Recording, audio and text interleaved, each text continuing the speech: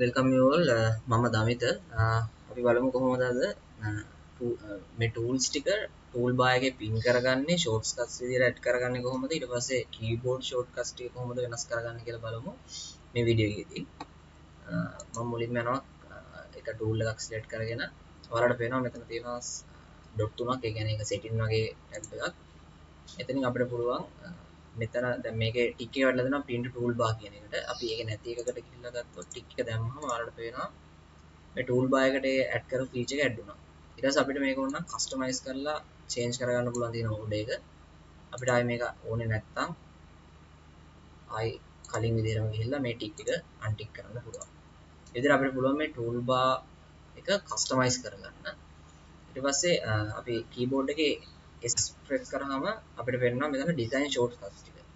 මේ shortcut ටික අපිට change කරගන්න පුළුවන් මේ විදිහටම ගිහිල්ලා මෙතන අපිට පුළුවන් pin to shortcut කියන ටික් එක දෙන්න.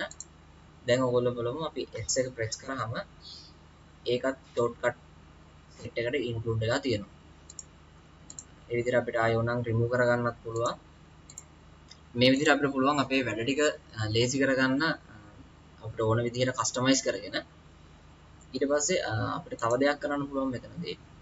අපි බලමු change keyboard shortcut කියන option එකට ගිහිල්ලා අපිට පුළුවන් අලුත් shortcut එකක් add කරන්න. key එකක් විතර ඒක add කරන්න නැත්නම් තියෙනව change කරන්න. දැන් මම දැම්මට පස්සේ ඒක පෙන්නනවා මේක මේ වෙලාවේදී වෙන tool එකකට මම include කරලා තියෙන්නේ.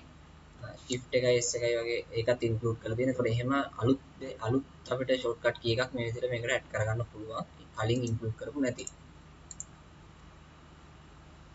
ඊට පස්සේ අපිට මම මෙතන hold command එක use කරලා ඔයගලන්ට පෙන්නන්නම් කොහොමද repeat tool එක use කරන්න කියලා අපිට වැඩ කරගෙන යනකොට ලේසි වෙන්න. මම මුලින්ම මෙතන hold එකක් select කරගත්තා. මම දැන් ඒක okay දුන්නා. අපිට පුළුවන් right click කරලා මෙතන repeat අපි කලින් අන්තිමට කරපු එක මෙතන repeat එකක් විදිහට අපිට හැම වෙලෙම පෙන්නනවා. ඉතින් අපිට පුළුවන් එකම එක ආයි use කරද්දී right click කරලා repeat option එකෙන් ආයි ගිහිල්ලා මේ විදිහට hole create කරගන්න.